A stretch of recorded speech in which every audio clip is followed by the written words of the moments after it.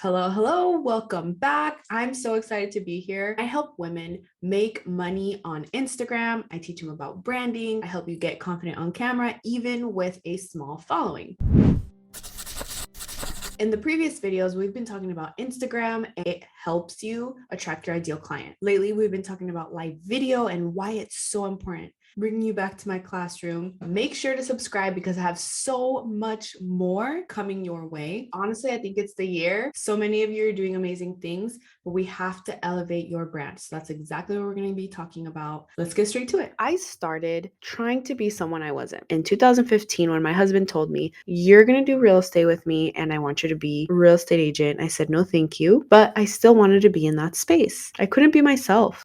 I'm not fancy. Why can I do all of that and my audience continues to follow me? Well, because I'm building Senia MB Herrera brand. That is the person, that is the brand, that is the company. So we're going to talk a little bit about your brand because you may not know what that means. Your brand is who you are. It's what you stand for, your values. How do you express those values? How do you promote yourself? The experiences that you've had, or the experience that you give to your followers, to your clients, your customers, your personality, what people say about your image. And I'm not saying how you look, just saying how you present yourself and how you make people feel. So part of your brand has to do with reputation. And the beauty of that is that you get to mold your brand. Now, there are a few differences between visual branding and personal branding. So I just want to make this very clear that we are not talking about visual branding. We're focusing on personal branding. Personal branding, you need trust and authority from your followers. So having that personal brand builds that trust with your audience and really positions you as that authority in whatever industry you are. A brand also builds your network because you can leverage your personal brand to do so. John Maxwell. John Maxwell is so many things. John Maxwell is his brand. So I want you to make sure to start thinking about yourself like that. You will start attracting your ideal client. Building your personal brand positions you as that go-to expert for your specific niche, whatever that is. Me, on the other hand, I like to have fun. I want women that are just more relaxed, down to earth. That's who I want to attract because I want someone that I could be myself with, even though I'm talking about my brand. So you have the power to craft your brand identity. So let's talk a little bit about purpose. I want you to start thinking about these. What is the purpose of your business? And in this case, your brand. What is the purpose of your coaching? Like, why do you do that? Where are you taking your client? Why did you pick this position? Why did you pick being a coach or a photographer? Once you start taking a look at that, then you can go into perception. Ask yourself, what do your potential customers and clients say about you when you are not present? And you may not know this.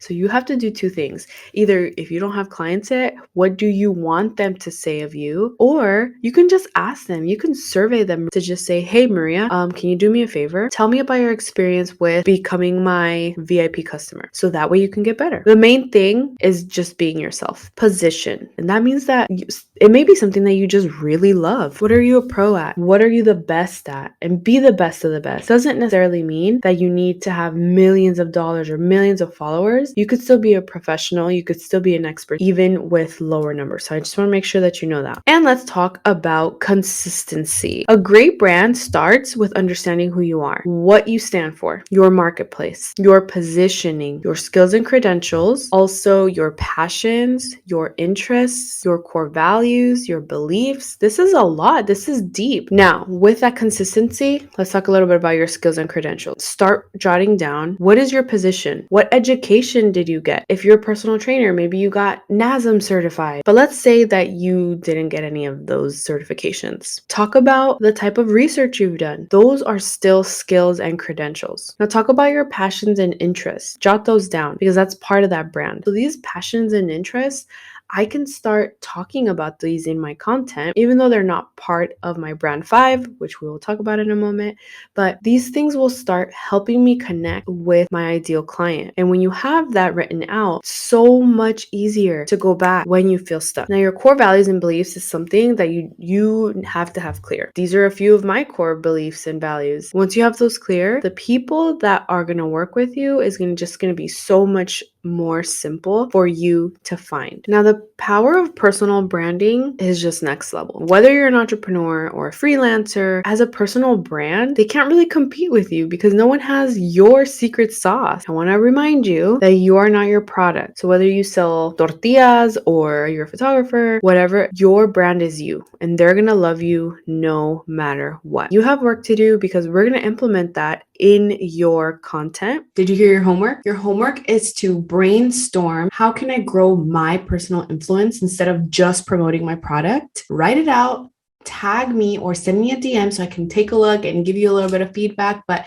that's going to be your homework. Make sure you hit that subscribe button, like this video for more, and let's get straight to the next video.